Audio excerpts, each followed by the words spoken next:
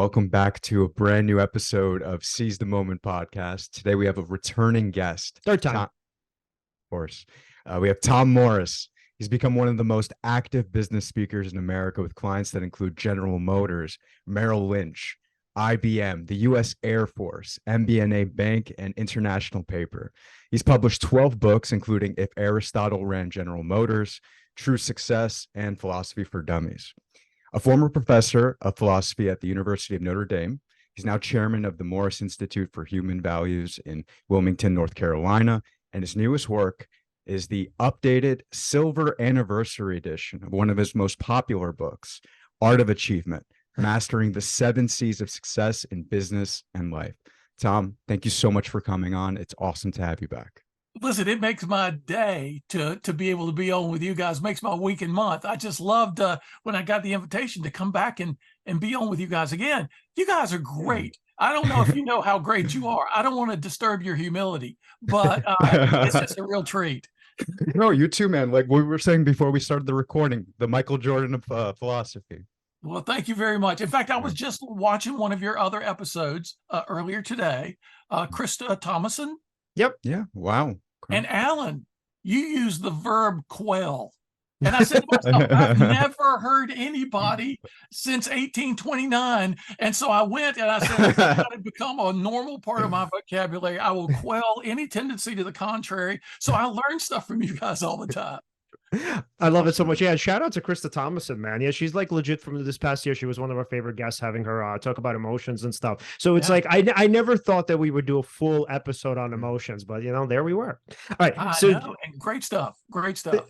Thank you. Okay, so just, to begin the episode that we're doing today. Okay, so I'm going to quote from Tom's book. Tom wrote, "From ancient times to the present day, across all developed cultures and throughout the centuries, wise people who have thought deeply about success and excellence have left us bits and pieces of advice for attaining the right kind of achievement in our lives. I've put all of these insights together into a simple, comprehensive, and logically connected framework of 7 universal conditions for achieving, satisfying, and sustainable results in any endeavor. I call them the 7 C's of success. To position ourselves for satisfying success in anything we do, we need, number 1, a clear conception of what we want, a vivid vision, a goal clearly imagined. Number 2, a strong confidence that we can attain our goal. Number 3, a focused concentration on what it takes to reach a goal. Number 4, a stubborn consistency in pursuing our vision. Number 5, an emotional commitment to the importance of what we're doing. Number 6, a good character to guide us and keep us on our proper course. And number 7, the capacity to enjoy the process along the way." All right, I love it. Let's go through them, man. Let's start with number 1. What does number 1 mean? How did you get there? And can you give us examples? Well, let me give you a little background to this. I had never thought about success at all. And an Oldsmobile dealer in South Bend, Indiana, where I used to teach at Notre Dame, he had heard me give a talk on ethics or something somewhere in town. I did a lot of free talks for a number of years just to build bridges between the university and the community, and he called me. He said, "Look, I'm a member of the Oldsmobile Dealers Association of the Upper Midwest. And every year we have a meeting. And every year at every meeting, we have a motivational speaker. And year after year after year, they say the same things. They say, set goals, believe in yourself, you can do it." He said, "There's got to be something deeper than just that, right? Did the philosophers ever talk about success?" And I said, "Geez, I have no idea. It's not the kind of stuff I studied at Yale, in graduate school. I was doing really theoretical stuff." I said, "Let me look into it and see if I can come up with something." So this first condition for success, it's almost like, the children's books, the children's drawing books, where there's a tree and you've got to find 5 kitchen utensils hiding in the branches of the tree, right? And at first you don't see anything. And then maybe there's a fork, and then you start seeing other stuff. Well, first of all, I go to a lot of philosophers that I had heard called practical thinkers, like the Stoics, for example.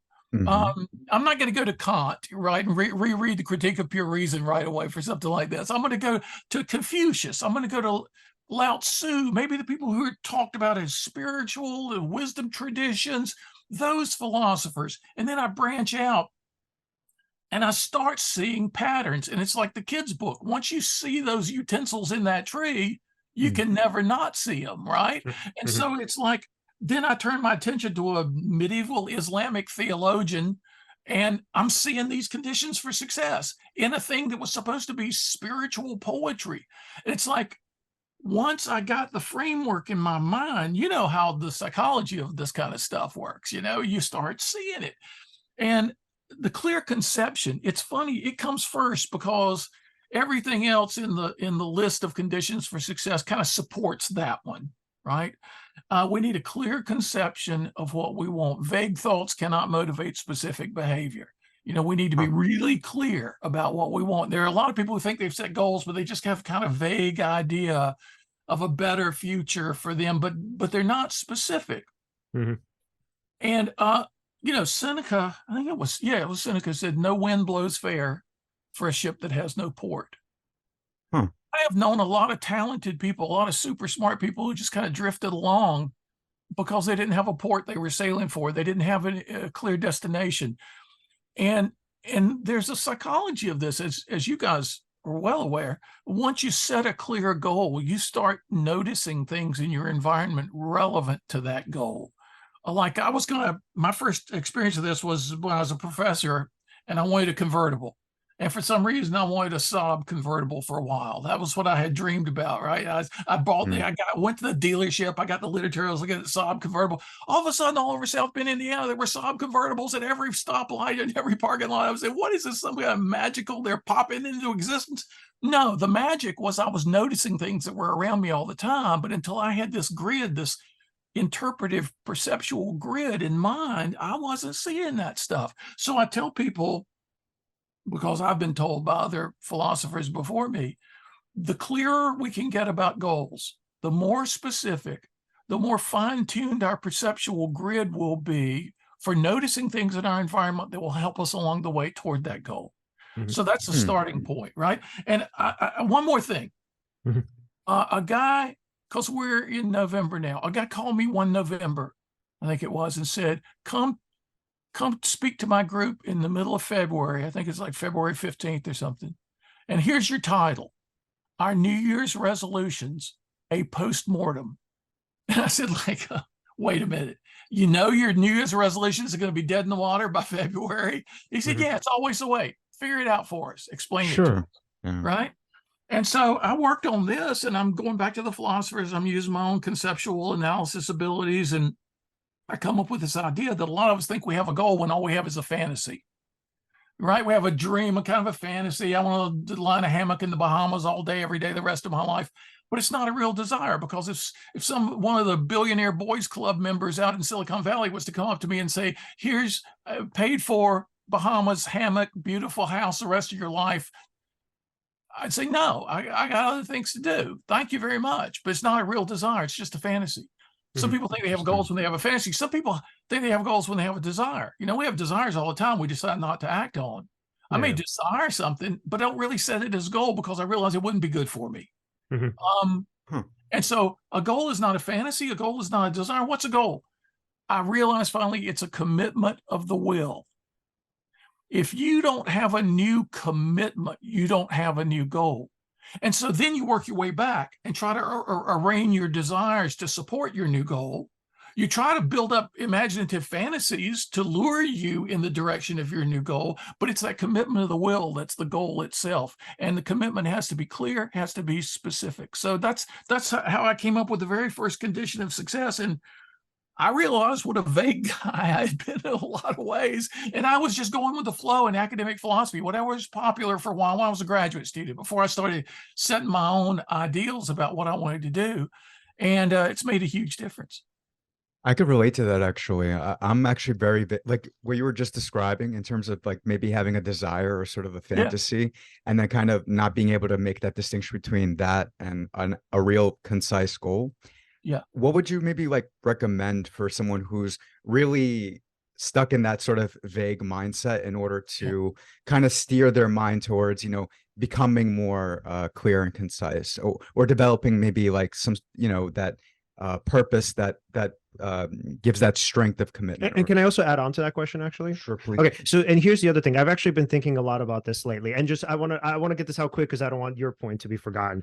So what I tend to find with a lot of people, especially in let's say professions that are pretty lucrative, is that sort of the end goal is what you were talking about, Tom. Is the end goal was essentially the mansion, yachts, whatever, right? So the luxurious lifestyle. So what you often find is in different professions is that people essentially chase money as opposed to being good or being experts in their fields. So when you think about like let's say, I don't know, I'm just gonna let's say a doctor, right? And the scandal with obviously Purdue and Big Pharma and obviously OxyContin, right? And so you had these doctors that were essentially chasing money as opposed to the well-being of their patients. Maybe they knew, maybe they didn't, right? It seemed like they didn't care enough. But the point is to say, I wonder, and to add on to your point, because not to get away from it, is that like when we are actually kind of crystallizing our goals and we're getting away from the vagueness of it, also in a kind of in a sort of antecedent way, right? How do we also make sure that we're not chasing the wrong goals, that we're not actually saying, oh wait, well I have the right goals in mind, right? So I'm being a doctor, I'm becoming a doctor, but I'm not only doing it for my own well-being and kind of financial success and status, etc.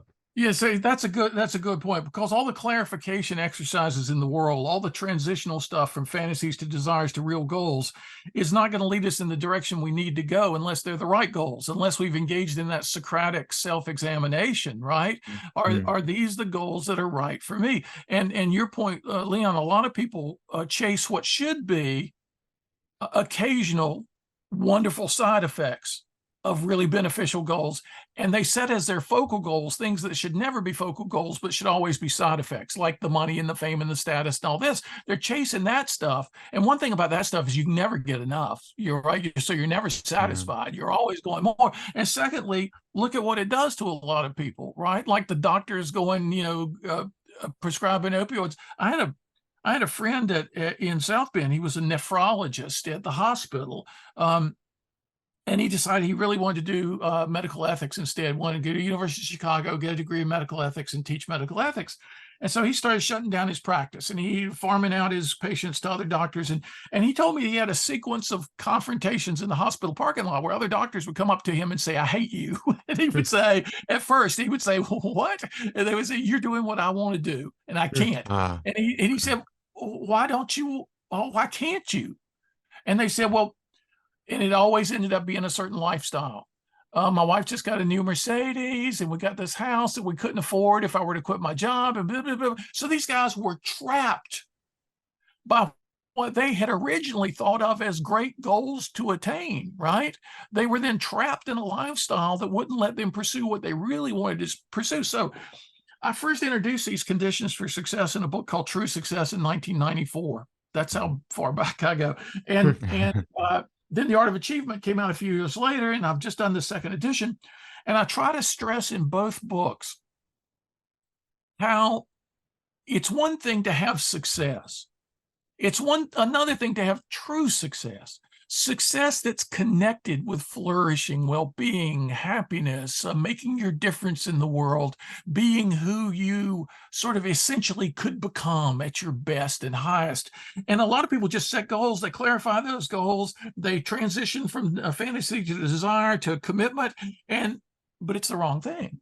It's because of illusions in society. Oh, I need to be chasing this because everybody else is. Oh, I need to be doing that because everybody else says that's so great.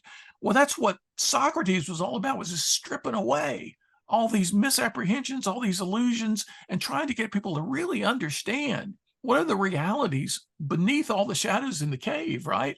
And so half my job as a philosopher, why do companies hire a philosopher? I mean, that's something I never thought was going to happen.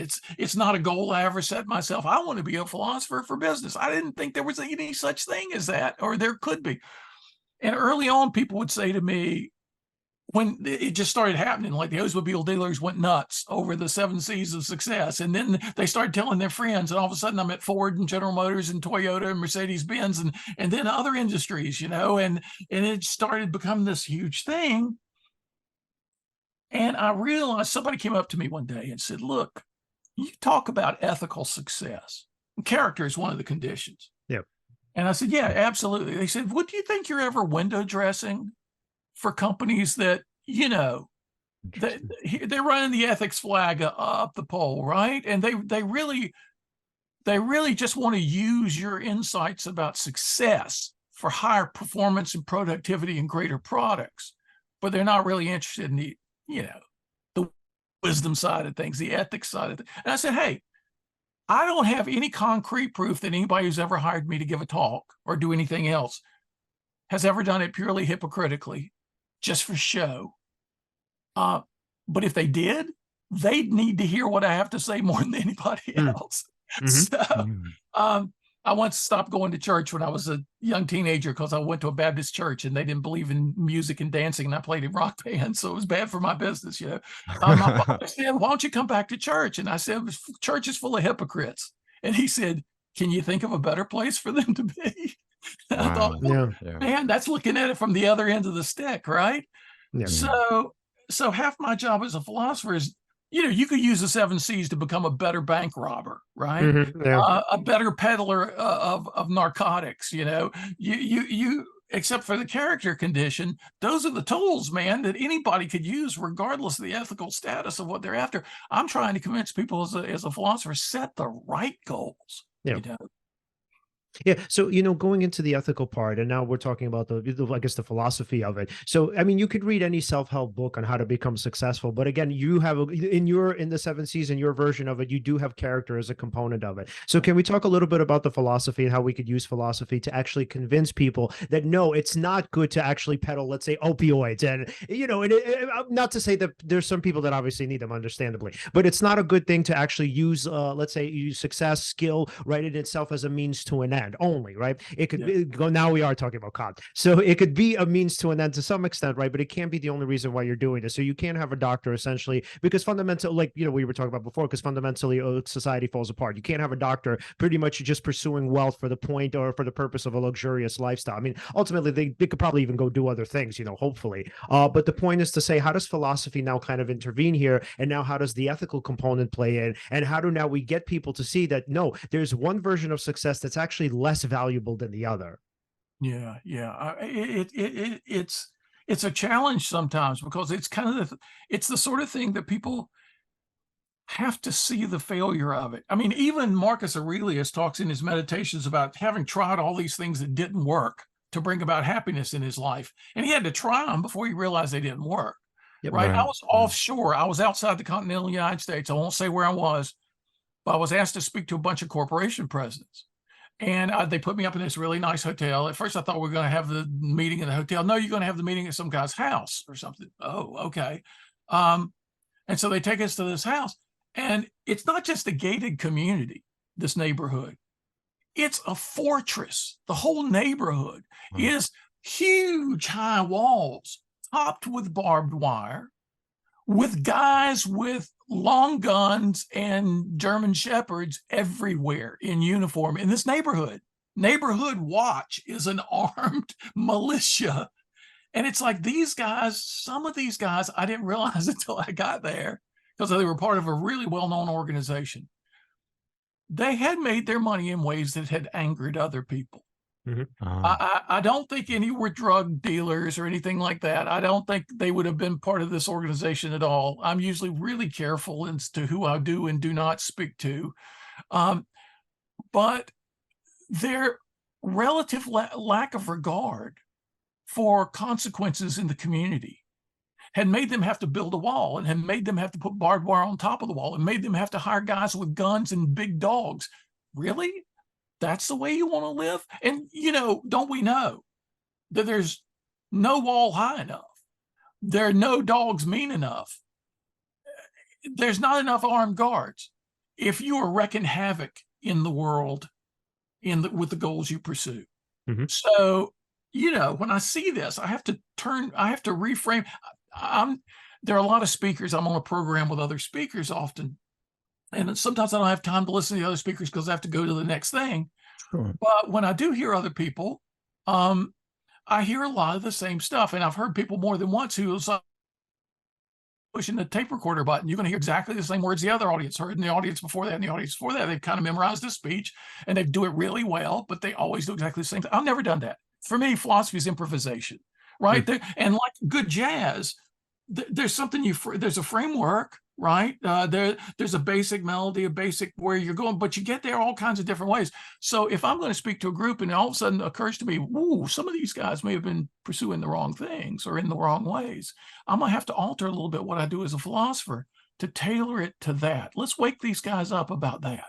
So yeah, man, I never expected to do all this. I mean, across industries and around the world, and with hugely successful people, many of whom I found to be miserable people because of exactly what you guys are talking about.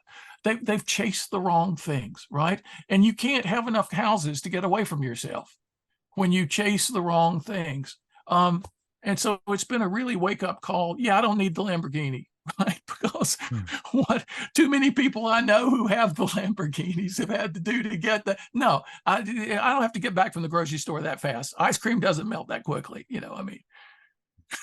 How difficult or how easy is it, would you say, when you're speaking to a group of people, and let's say you're actually maybe like you catch some of those miserable people in the crowd. Yeah. How easy or difficult is it to, kind of connect to those people, to kind of bring them over to more the, right way of thinking? Yeah. Especially the cynics. Yeah, especially, right? Because, and here's an image that's become increasingly more valuable to me the older I get and the more I see. Very little in life is like an on-off switch. Click on, click off. More things in life are like a dimmer switch in a dining room or something. There's a spectrum. There's always a spectrum. And with respect to people like this, there's a spectrum. There are a lot of guys who are miserable, but they realize this, they think it's because they don't have enough of the stuff that's not going to satisfy them. If I just get a little bit more, I'll feel differently. Fast Company magazine once interviewed me on that whole topic, the topic of enough, because they saw a lot of startup people, a lot of entrepreneurs who were just, if they weren't getting what they wanted, they were running fast. And if they weren't getting what they wanted, they just ran faster. And it was like, wait. Or Seneca once said, it's no good to run faster if you're on the wrong path. You get farther from your true goal by your very speed, right? So, so some guys are easy to approach. They approach me. I mean, a woman in a meeting of CEOs, a spouse of one of the CEOs comes up to me one day we're having a break. And we're out in this beautiful outside this ballroom in this hotel in this beautiful space, and everybody's having drinks and little things to eat and stuff. She comes up to me with her husband, and they're both beautiful people, and they're gracious and kind and wonderful. I'm talking to both of them. And then he goes to get their seat for the next session. And she says to me, I'm thinking about having an affair. Like, that's random. Yeah. That's awesome. What? And I said, well, okay. Why? And she says, I just don't think my marriage is worth saving.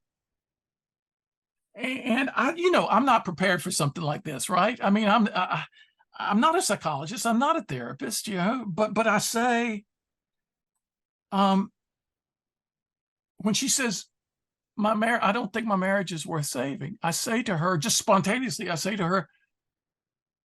have you done everything you could possibly do to make it a marriage worth saving? And she said, oh, geez, I never thought about it like that before. And then we had this really interesting conversation. And the problem is they had both been chasing the wrong things in such a way that was pulling them apart. Whereas they had a lot of common values. They had a lot of things that could be great goals for them to partner up on in wonderful ways, but other things that were glittery and shiny had distracted their attention from the things that matter most. And so we had a nugget of a conversation where, what can you do? If you're not going to see this person once a week for, a period of time. You're trying to plant a seed of maybe a new way of thinking, right? It's like this Greek principle. A lot of the Greek philosophers, not just the Stoics that I've been immersed in recently again, but a lot of the Greek philosophers had this principle. I call it the functionality principle. Very few things in this world are intrinsically good for us or intrinsically bad for us. Most things, it's a matter of how they function for us. How do we use them, right? And goal setting is that kind of thing. Goal setting, how do you use it in your life? Does it function for you in a healthy way? Or are you using it just to get into worse and worse forms of trouble, right? And with respect to the spectrum of people who talk to me as a philosopher about this, there is a spectrum, and some of them are going to be really open. And others, I realize, you know what, I can just plant a few seeds here. And if I can attract their attention, go. Have you ever read Marcus Aurelius's Meditations? You know, have you ever read Epictetus? Have you ever read, and if I can get them to do something, so it's not me telling them what they should do, they're going to read some great form of literature, ennobling for them, and they're going to discover maybe there was a form of literature I guess it was in the Renaissance, called A Mirror for Princes. Mm-hmm. There were people who were writing little tracts meant for the wealthy and the successful to look into this essay and maybe see themselves reflected in a way that would give them the possibilities of new self-knowledge and new self-becoming, you know. So that's what I'm trying to do sometimes. Mm-hmm.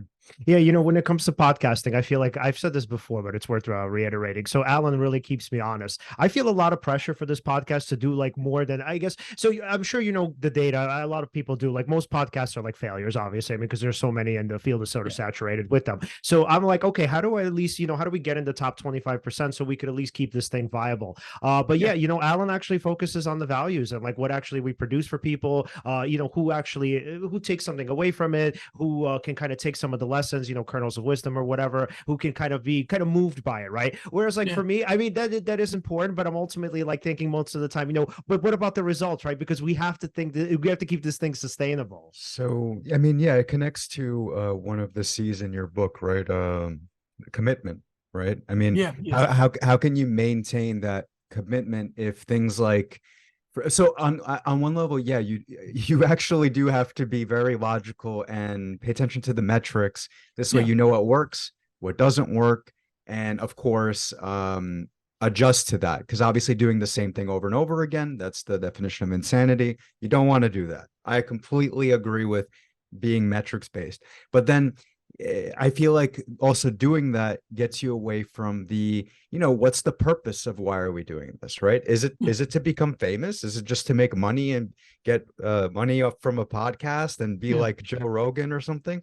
No, it's more like, hey, it's kind of about like, oh, there's certain bits of information, knowledge that isn't widely, or it's more widely accessible now than it ever was, but it's still not everywhere where it needs to be. These little seeds of thoughts, for example, like ideas like, for me, I didn't even know what being present to the moment was. I mean, I've heard these words in my life, but I didn't even know and put a label on what that feeling was until maybe my early 20s, when maybe that's something that you should learn when you're younger, or the concept of ego. Right? Like, I'm having these thoughts, but are they like really my thoughts, or is it just kind of like these looping patterns? Like, is this really me? Is this like just like some kind of conditioning? And I always thought it was me, and then I find that out later though, which is fine. Everything has its time, but it's interesting. Like, what if this was taught in schools, or what if this was just something that was viral or something? And wait, you go ahead. So I now want to piggyback on that, and actually now want to ask you, Tom, a kind of a difficult question. Okay, so now me and Alen are kind of like in this in between state. And by the way, this is actually just hypothetical territory. I think our podcast is doing well enough. But like, let's say now he and I are in this in between state, right? So Alen says, okay, here I want to provide value, right? And I'm like, well, maybe the numbers aren't exactly expressing what I wanted, right? So how do you now maintain a level of consistency when there is this kind of maybe not internal, maybe interpersonal tension where you could see, okay, there's some value somewhere, like a sliver of it being provided, but on the other hand, maybe the results aren't exactly what you're looking for, right? And then also taking into consideration the milieu of competition, because if you do have, let's say, thousands, millions, whatever of podcasts that you're competing with, and let's say, you're a drop in the ocean, right? How do you maintain that level of consistency when the feedback you're getting, maybe some of it is good, but it's very minimal? I think it's competency. But okay. Yeah. Well, Tom, what do you think? That kind of attention can be very healthy, because neither of you guys is emphasizing something that's inappropriate, unworthy, should be forgotten about.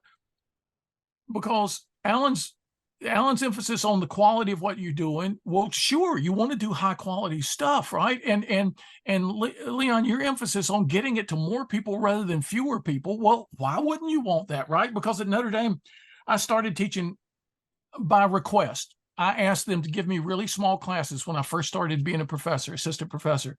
the damage minimization principle. Until I got good, I wanted to inflict myself on as few people as possible. But then once I got good at it, it's like the more the merrier. It went to 80 to 100 to 200 to 300 to 400. I said, put us in the basketball stadium. I mean, why? I'm going to work just as hard for 12 people as I would for 12,000 people. Why not have more people benefit? So your metrics, it's like you're saying, okay, we're getting good at this. Boy, why did it take me until I was a certain age to learn about stuff like ego and being in the present and all this? Just think about all the people who are even older than me who still haven't gotten that. Don't we want to reach them, right? It's almost like you really want to, it's this, don't hide your light under a basket is an ancient metaphor for when you found the light, let it shine as far as it can and let as many people benefit from it as possible. On the other hand, if you get too obsessed with the metrics and the data, you lose track. You start just chasing whatever's been most popular, but whatever's been most popular was always most popular in the past, or you wouldn't have the data or the metrics on it. That doesn't mean it's predictive. It's not always predictive. Things change, right? So you have to be able to keep a clear head and not let the tail wag the dog, as the old saying goes, not let the metrics control everything. But it would be crazy not to consider the metrics if you want to do good for a lot of people, right? So it's always a dynamic balance. And to me, balance is never static. It's always a moving target. It's the guy on the high wire who's always a little off to the left or a little off to the right. And it's constant rebalancing and adjustment. That's what balance is. And so for you guys, it's the perfect yin and yang, basically, because you're both giving voice to the two things that are so important for making a difference for good in the world. You can't forget either of them, but you can't obsess about one of them. Yeah. So it's listening to each other and listening to each other, not just as a secondary thing, but as a primary thing. So, okay, I care about X and you care about Y. Please, I want to be open to why. I want to learn more about why. I want to appreciate more deeply how that can benefit what we're doing, right? So you're really engaged in active listening, which is becoming a real thing for me. I mean, secondly, it's not just the Stoics. They were big on this, but it was Bhagavad Gita. A lot of Eastern philosophy is also big on this. We're always about results in our culture right now. It's not that the ancients didn't care about results. That would make no sense. You can't live that way. Yeah, I'd love to have dinner tonight, but I really don't care whether we do or not. I mean, you got to care about results. But the Stoics and a bunch of Hindu wise people both said, what you got to focus on is the practice. What you got to focus on is the process. It's the people who focus on the results who rarely get the results, ironically, that they want. And the people who create a great practice, a great process, the results just appear. It's almost like having good seed and good soil. You're going to have great plants, right? But in our time, we're focused on the results. And so we take the metrics the wrong way. So the metrics are important, but insofar as they can tutor us into what should our practice be? What should our process be so that we can reach more with high value, right? And I'd rather in that trade-off, I'm always going to go, I mean, I've never met an author who's sold enough books, right? I've never met a speaker who's had enough standing ovations, even the top speakers. So there's always a desire for more, right? But I'm always my more in terms of reach has always got to be answerable to value, to the quality. I would rather write a high quality book than one that's just going to check all the boxes so lots and lots of people buy it. In fact, that's a fault of mine. I do that to a fault. I would rather have something I really, really believe in, because I've been given plenty of opportunities to kind of, sell out. And no, I'm not going to do that. That's not being a philosopher. That's becoming something else. And so, I mean, I'm sure my original colleagues at Notre Dame, when I was doing articles for Philosophical Review and Analysis and American Philosophical Quarterly and all this stuff with modal logic and all this really complicated stuff, I'm sure there were a bunch of people in that community who thought I had totally sold out. to start doing public philosophy, what I've been doing now for 30 years. Oh, look, he's getting paid all this money and stuff. I didn't care about, I wasn't doing it for that. I did it free for 2 years for anybody who asked me, not even knowing you could get paid for it. And so it's, but then once you're doing it, you want to reach as many people as you can. So keep that dynamic going, you know, keep advocating, each of you guys, for your thing with total sensitivity to the other guy's thing. And that's what pushes us to get better.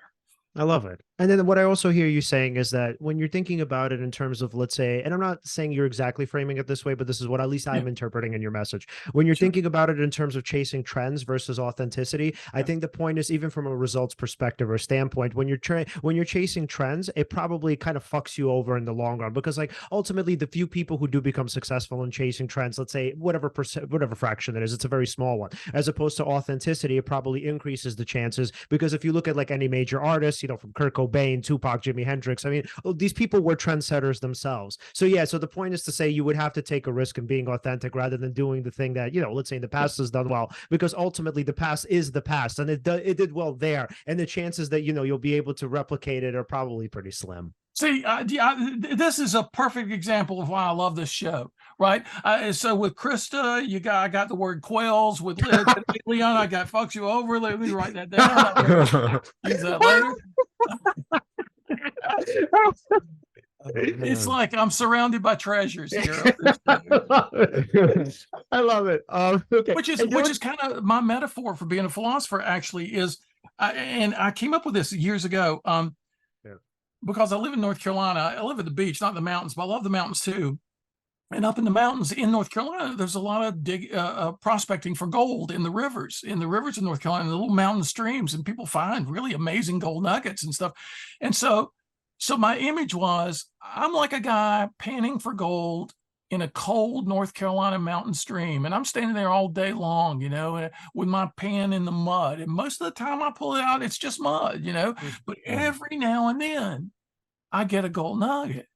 And what I do is I pluck it out, I wash it off, clean it up, and I try to put that in my books and talks for the people who don't have time to stand all day in that cold mountain stream looking for that nugget. Oh, I love that. That's such a great metaphor. Yeah. Yeah. And, So, you know, it's so funny. I wanna also give a really quick anecdote. So Alen and I mean, I'm not going to bring the names up just because I'm not really sure. I mean, people can know if they look this up, but I don't want to bring up the names because I'm not sure, like, if they want this information divulged, whatever. So, but like, so Alen and I know two relatively well-known comedians, and so they're friends, they're really good friends of a really good friend of ours. So it's so funny, going to your point, Tom. So when I saw them, we went bowling like a couple of weeks ago, and so I asked him, I said, "Hey, man, like, so how's it going, like, with your podcast?" And he says, he's like, what's the normal complaint? It could be more, right? And then so his partner, who's another comedian too, so she's like, "Oh, like, what are you guys talking about?" And so he says, "Oh, well, Leon asked, like, how's our podcast going?" And then she's like, "Oh yeah, I think it could be more." And he's like, "Right, that's what I was just telling him. It's the same thing, right?" So it's kind of exactly what you're saying. And by the way, these people are doing incredibly well, at least from our standards. But it's the same stuff. Yeah, he was like, "You know what? It could be more." He's like, "Yeah." He's like, "I wish we made more money from Patreon." He's like, "I wish we had more views." But yeah, he's like, ultimately, I guess, it's going relatively fine. Yeah, exactly, right. And once you understand that everybody feels that way about everything they're doing, pretty much, you kind of can say, okay, let me just eliminate that from my emotional turmoil closet, right? Because I'm never going to get to a point. What if I was at their point? I would be so happy. No, you'd be just like them, wishing those numbers were a little bit higher, right? So yeah, it's important to learn stuff like that. And, I love it when people, my little metaphor about panning for gold, I love it when people like the Oldsmobile guys talk about success. Well, that's led to not only the book True Success and the book The Art of Achievement, product placement time. It's also is the framework I used for my earlier book on Stoicism called The Stoic Art of Living. I wanted to do a practical book drawing from the Stoics. So I use my framework of 7 universal conditions, and I make clear in The Art of Achievement, as well as in the other books, these are not logically necessary and sufficient conditions for success. You don't have to have superior confidence to be, you could be surprised by your success. And that means you weren't really confident you were going to do it. These are facilitating conditions. They're enabling conditions for success. They position you better for success. And they've been recognized in every culture. So the guy who said to me, could you give us a talk on success? Same thing with my book, Plato's Lemonade Stand, it came out of a woman calling me and saying, our bank is being bought by Bank of America. And the day the sale goes through, our boss, who's been hiring you to give speeches, the day the sale goes through, he gets, I think it was like $20 million or something. And the rest of us don't know if we're going to have a job. Wow. So have you ever spoken on how to deal with disruptive change? Scary disruptive change? I said, no, I haven't. Well, could you? Okay. Let me look into it. So I go panning, I get my pen, I go to the North Carolina mountains of the mind, I pan for gold. And that becomes a talk called The Art of Change. I was fixated on art for a while because I came to realize that everything in human life worth doing, there's a skill attached to it. And where there's a skill, you can get better. And as you practice that skill, you are actually practicing an art. And there are all kinds of arts of living that we have. One of them is how to deal with change. One of them is achievement. There are emotional management and stuff, or interacting productively with your emotions. There's an art to that. There's all this stuff. So that became the book, Plato's Lemonade Stand. Of course, 15 years, 24 versions, 44 rejections. Finally, it becomes the book, Plato's Lemonade Stand. Recently, and you guys may have heard this too, but at the beginning of the pandemic with the shutdown, I was getting calls from business groups, executive groups all over across industries. Can you help us with disruptive change? And that I just published the book, Plato's Lemonade Stand. I said, sure, and so we do even for the first April, May, and June in 2020, nobody had budgets for a speaker. And I'd been a paid speaker since the late 80s, but I was doing free talks. Again, what's most important to you? I was doing 2 or 3 free talks a week in April, May, and June, just because people needed me, but they didn't have a budget for any Zoom meetings. There wasn't a thing then. I just want to be of use to people. Okay, sure, I'll do it. And recently, within the last year, nobody's calling me about disruptive change anymore. You know what they're calling me about? It's just really interesting to kind of listen to what people are saying. They're calling, how do we deal with all the uncertainty in our lives? It's like uncertainty is coming at us in every dimension from every domain of life. It's like political uncertainty. It's like environmental uncertainty. It's global uncertainty. It's a job uncertainty. Yeah, the economy is doing really well in lots of ways, but how do we know when the Fed's going to go one increase too far? Or how do we know that, the next pandemic's going to come along and maybe fulfill Mary Shelley's second book? I'm shopping around a book manuscript now called The Frankenstein Factor, monster success and massive failure, about smart, talented people whose very success at the wrong goals unleashes into the world monsters they can't control. Boy, talk about a metaphor for AI. Talk about a metaphor for in people's lives on a smaller scale, right? But Mary Shelley, brilliant young woman, 18 years old, writes Frankenstein. But then a few years later, she writes a book about a pandemic in the 21st century. Now, this is an 1826 book, a pandemic in the 21st century that kills everybody. And it's called The Last Man because it's narrated by the last person alive. So this biological plague, and a lot of people say, hey, COVID, hate to break this to you, but it's a warm-up act for what's next, And Mary Shelley, it's like, we've got all this wisdom out there that we need to draw on that she was grappling with in her age. But the only reason I mention that is because when people come to me with something like uncertainty, we got it from so many sources, so many sides. So I'm going to write a book because first of all, I don't know how to do anything else. That's what I do. But years ago, I did another product placement. Years ago, I did a book called The Oasis Within. Came to me as a movie in my head. One character at one point in the book says to another character who just says he's really worried. There's so much uncertainty in his life coming up. He's really scared. And the older character says, have you ever considered the possibility that uncertainty is a gift? And it's like when I hear the character in my head say that, I'm thinking, what? What does that even mean? Uncertainty is a gift? I mean, think of the worst gift you've ever been given, right? That's a lot worse. I mean, why would that be? And then he starts talking about it a little bit. It's like, oh, really? Now, this was February, March 2011 when the character says that. And then nobody brought up the topic of uncertainty to me except in the last year. And so I decided I'm going to write a book called The Gift of Uncertainty. And I'm going to give a talk people have asked me to give a talk next week. I'm going to give not this coming, but the following week, I'm going to give my first talk on the gift of uncertainty. And I mention this also because when you listen to people, and this is back to metrics and quality and value and how a podcast does, when you listen to people, you really listen, you take to heart what you hear them saying, then they're going to listen to you and they're going to take to heart what you're saying. And so part of my job as a philosopher has to be listening to what's out there, what's affecting people. And podcasters, same thing, same formula, be listening to people. And for a guy who talks as much as I do, listening is sometimes a challenge, but it always pays off. That's awesome. Ooh, so, okay, I have a question now. So now we're going back to the 7 C's. So confidence, right? So you mentioned that confidence is supremely important, but then here's what I'd wonder. So especially when the metrics aren't as great as you'd hope. And again, you know, the environment is hyper competitive. So first of all, why is confidence so important? And then how do you maintain it in an environment that, again, is really hyper competitive, where let's say there's a kind of a threshold for what the minimum, right? For what you expect for yourself, for your podcast, etc. And maybe you're not getting it, right? So maybe there is some sense of value somewhere, and, you know, maybe some people are giving you some good feedback somewhere down the line, but it's not sort of keeping the lights on, so to speak. And then so how do you then do that? How do you maintain that? Yeah, it's a real inner game, right? Yeah, I remember the book from the 70s called The Inner Game of Tennis. You know, everything's an inner game, basically. And when I've had the opportunity to know a lot of championship athletes in my life, from Hall of Fame baseball player to Olympic champions to national champions in various sports, and they all share one thing in common.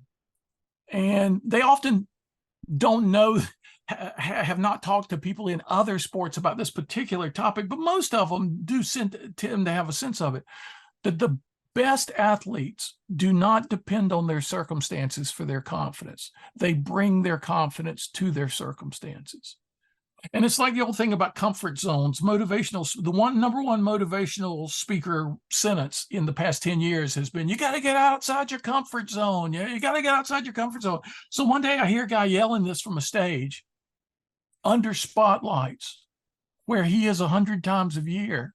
He's yelling at me in the audience to get out of our comfort zone from smack dab in the middle of his own comfort zone. And I'm saying to myself, okay, something's wrong here. Oh, maybe there are two kinds of comfort zones. There's a complacency comfort zone that's about fear, and that's often about mediocrity, as being good enough. But there's another kind of comfort zone. It's all about mastery. It's almost like the greatest athletes I've ever known, they compete in the middle of their comfort zone. The greatest musicians I've ever known play in the middle of their comfort zone, because guess what? It's not the wrong kind of comfort zone. It's the right kind of comfort zone, and it's portable. They take it with them wherever they go. I think motivational speakers ought to be saying to people, take your comfort zone with you wherever you go. So take your confidence with you wherever you go. Don't depend on the circumstances. Don't depend on the metrics for your inner sense, because it's an inner game that you've got to play to get those metrics, to get those circumstances. So if you're waiting for the metrics, if you're waiting for the circumstances, it's never going to happen. You're putting the wrong thing first. It's an inner game that you have to learn to play yourself. And why is it important? Because it unleashes our potential. We lock our potential down with worries and fears and second guessing and doubts, all the forms of lack of confidence, right? And so I've got in the book a chapter in The Art of Achievement on the logic of confidence, where if you're lacking confidence in something, here's how to break it down. It's one of about 7 or 8 things that you may be doubting. Well, let's isolate all the possible things that could be causing your lack of confidence and go through like a checklist, like airline pilots before a flight. Let's check on each one of these things. Once you can isolate what the problem is, what the exact source is of lack of confidence, you can deal with it. And I talk about how you do that. But it's important because the people you are competing with, and I hate to view everything as a competition, but let's face it, you know, some of the podcasts are going to get more views than others. There are people who are not reading my books because they're reading books that are more popular, right? So there's a sense in which we're all competing for time, right, and attention in trying to do the good we're doing in the world. And some of our competitors out there, the reason they're ahead of our numbers, one of the reasons is they came at it with more confidence. They didn't wait for the numbers. They just had this tendency toward confidence. Now, you can be overconfident, right? Anything can be, Aristotle's view of a virtue. With every virtue, it's a response to something. There could be too little and a too much, right? So response to threat and danger, the too little is cowardice, the too much is rashness, the virtue is courage, right? Mm-hmm. And so confidence is the same way. You could have too little of it, right? Always self-doubt, or you have too much of it, arrogant. You arrogant person, no, that's not what we're talking about. We're talking about this midpoint is the virtue. So the confidence game has, and that's a funny thing. So you'd expect to see it from the Stoics, it's at least the Roman Stoics, because Roman society was all about conquering the world, right? Making things happen. And so, confidence, you got to have confidence. But how about Eastern philosophy? They're not typically traditional Confucianism, Taoism, Hindu, various strands of Hindu thought. It's not about conquering the world. It's more about conquering yourself.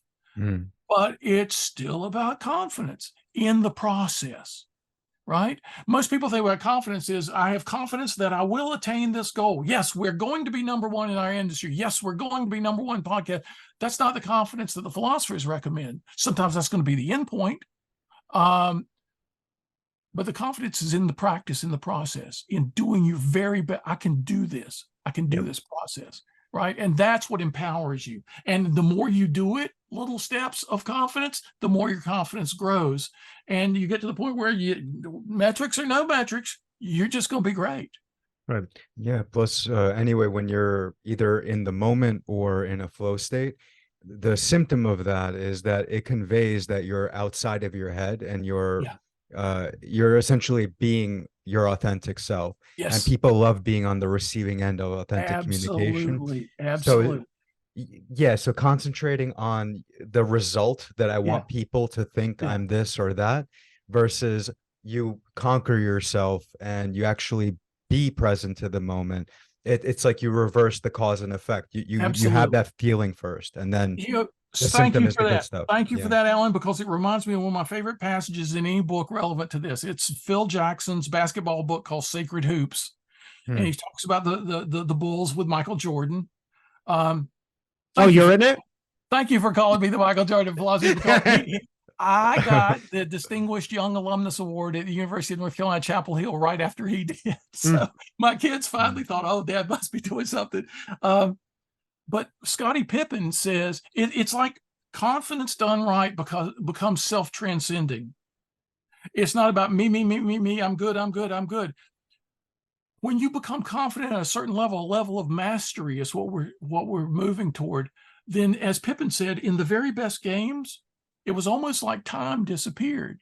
It was almost like we were in this big moment, and the ball, Michael was where he was supposed to be, and the ball was where it was supposed to be, and I was doing a pass that I was supposed to do, and there was no mental deliberation. Where's Michael? Where's the ball? Where's how am I being guarded? Are there two guys here? There was none of that. There's just this flow. The confidence had lifted into this self-transcendent level where they were able to do these magical games. And that's what we're all striving for, right? And it's doing the inner work. So I have this new publishing imprint I call Wisdom Work imprint, and we're going to broaden into other things as well, seminars and retreats and other things. It's the inner work that I call the wisdom work that gets you there. And Pippen didn't say they were always there, but he said the most magical games were when they got there. And it's just like, wow, okay. So it doesn't mean you're going to live there, but it means you can experience. And even if you fall short of that, you're so far along the road of mastery anyway. You're at a point of mastery where you can get that flow, but you don't have it today. But guess what? You're still going to be great at whatever it is you do. Right. Well, and what's interesting, since we use the word transcendence, I wonder if this is kind of what I'm hearing from you, but I wonder if you'd conceptualize it this way. So would you say that when there's a combination between, let's say, a sense of, let's say, a high degree of mastery, because I mean, you're never going to get it fully, right? But a high degree of mastery, and then let's say we look at uncertainty as a gift. Can we say that sense of mastery allows you to view uncertainty as a gift because you're actually now able to tolerate it? You're able to view yourself as a mature person, right? So the idea is you step away away from black and white thinking, and you go from thinking, okay, I need full reassurance all the time, everywhere, from everyone, and now you're thinking, no, uncertainty is a gift, because for me, I know that there's so much more to go, and there's so much more that I could potentially do. Right? You're viewing uncertainty as like a sense of most, I don't want to say eternal, but it kind of feels that way, like eternal possibility, where again the two go hand in hand. You have like uncertainty as a gift, because again, because of your mastery, you can now tolerate it, and you could think of yourself as not just maybe a premier player like Scottie Pippen, but just as somebody who's a well-functioning adult. Yeah, right. Absolutely. I love what you said. The only emendation I would make is that the tolerance of uncertainty is an aspect of very early mastery. As mastery increases, the tolerance becomes an embrace. And most of wisdom is about what to embrace and what to release. Most people get it wrong, embracing what they should release and releasing what they should embrace. But wisdom consists in part in knowing what to embrace and what to release. So if uncertainty is a gift, then to embrace it in the right ways requires a kind of a mastery. There are gifts that aren't gifts if you're not ready for them, but if you're ready for them, it can be a tremendous gift, right? And so this whole idea of uncertainty is an open field of possibilities. Uncertainty is a garden of self-knowledge. It's a catapult of self-cultivation. It's a school of faith beyond sight. It provides for innovation. All the great explorers, all the great inventors have embraced uncertainty as the arena within which they were going to create.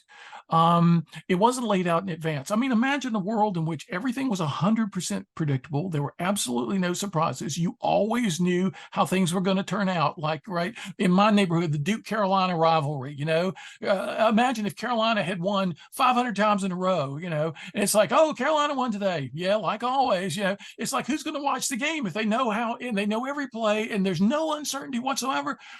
That would be a frozen world. Right. Yeah. That's not a human world. And let's use the phrase from Frozen, the movie, let it go. That's not a world anybody wants to live in, right? So if that's the case, then what's a world we do want to live in? The world with a world with healthy uncertainty. I want to distinguish between everyday uncertainty, enhanced uncertainty, and extreme uncertainty. The people in Gaza right now, extreme uncertainty. In Israel, the people in Ukraine, extreme uncertainty. It's not like we're going to go looking for that, right? But whatever uncertainty comes our way, we live with everyday uncertainty the way fish swim in water and birds fly in the air. Most people are not even aware of the level of uncertainty in their everyday lives, because most things, most of the time, go most of the way you kind of think. But there can always be that surprising phone call. There can always be that development you didn't see coming. And most of us now, when we become aware of this at all, we think, well, we must be living in not just everyday uncertainty right now. It's kind of a little bit enhanced for everybody around the world. Nuclear saber rattling and all the stuff that's going on. It's like, we don't want to go looking for the wrong kind of uncertainty, but we want to be able to flourish in whatever uncertainty we've been given, right? So even in extreme uncertainty, I don't want to be the guy who shuts down. I want to be the guy who reaches out and helps the person next to me. And so that means embracing and grappling with whatever you've been given. It may not mean going as far as the Stoics, and the Stoics say you should desire whatever is the case. That may be going too far. The Stoics are great. The end of the movie Thelma and Louise, where they drive the car off the cliff, that's the Stoics in almost everything. They have these great ideas, then they always want to drive the car off the cliff and go a little too far. Well, okay, maybe I don't have to love everything that happens. Maybe I don't have to desire everything that happens, but I have to accept it and work with it. Functionality principle again, right? So even enhanced levels of uncertainty, if I find myself in a situation of extreme uncertainty, I want to be the guy who's not shut down because of that. I want to be the guy who's opens up because of that and does what needs to be done. Yeah. And sorry, no, with the Stoics, my interpretation of that is like desiring it. Just as if like whatever happens, think of it as if you had chosen it. So this way you're able to have some sort of shared responsibility with what happens. In order, so this way you still feel like it's like you're embracing control of it, but then your lack of control of it. You know what? Scratch that. But No, it's but I still, totally get that's like what you're owning. saying, Alan. I Yeah. totally get what Yeah. you're saying. But anybody who brings to my attention the murdered kids in Ukraine or the murdered kids in Oh, of Israel or course. in Yeah. Gaza, I'm not going to say, oh, I desire that. You know, Mm. I have to, because the Absolutely. Stoics tell me to. There are other forms of accepting the present while wanting the immediate future to be very, very different, right? And so Absolutely. there's a sense in which I'm not going to fight against the present and the immediate past. What's happened has happened, and I have to accept that at a certain level of acceptance, right? I have to love it. I don't have to want it, but I can let it not shut me down, like what we were just saying about uncertainty. I can let it open me up. What then should I do to make the very next moments of the future better, or the moments after that, or the next week, or the next month? What can I do? Can I write a congressman? Can I do this? Can I show up at a protest? Can I what's available to me? You know, and but so I Absolutely. always think the Stoics had a good heart about stuff. They were always moving in the right direction, but sometimes they want to go a little bit too far, because Epictetus and others wanted us to have an inner fortress, the inner citadel, right? The famous book, Pierre Hadot book about Marcus Aurelius, the inner citadel. They wanted us to have a fortress, a citadel where, you know, we weren't ever going to blame the gods for anything. We were going to be fine with everything, because that would be the most pious way to be in life and all this. And I get all that. And I think we can have a measure of that without going Full Metal Jacket, you know, all the way, accelerator to the floor.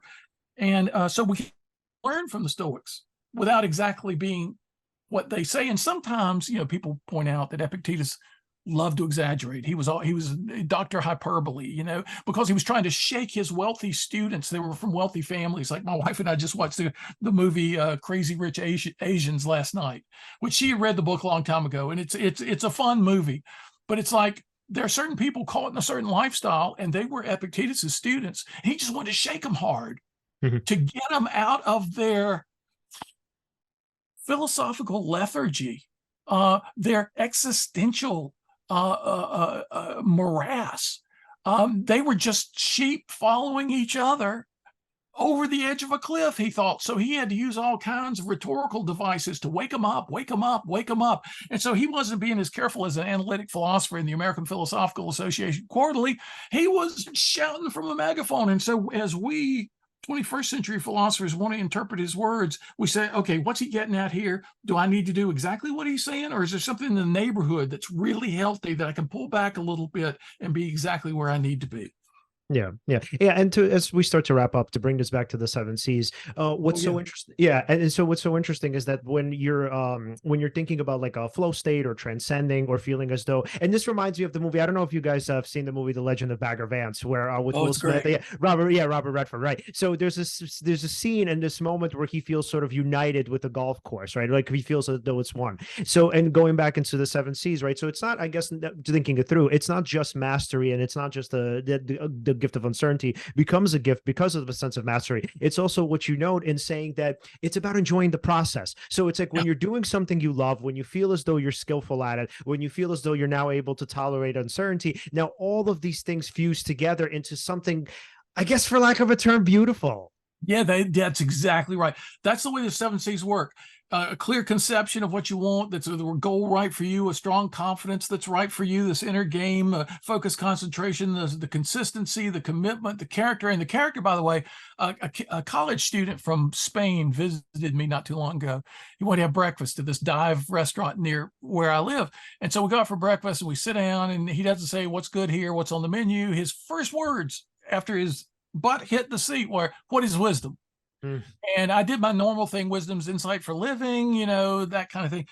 And then I said for the first time, because I'd never thought of it like this, I said, wisdom is guidance and guardrails. And he said, what's guardrails? Because he's not a native English speaker. I said, you know, you're on a mountain road, you're going around a twisty road, there's a metal railing to keep your car from going over. Oh, yeah. Most wisdom in the past 50 years has been about guidance. Do this, do that, do this, do that. The history of wisdom is as much about guardrails as it is about guidance. Don't do this, don't do that, don't do this.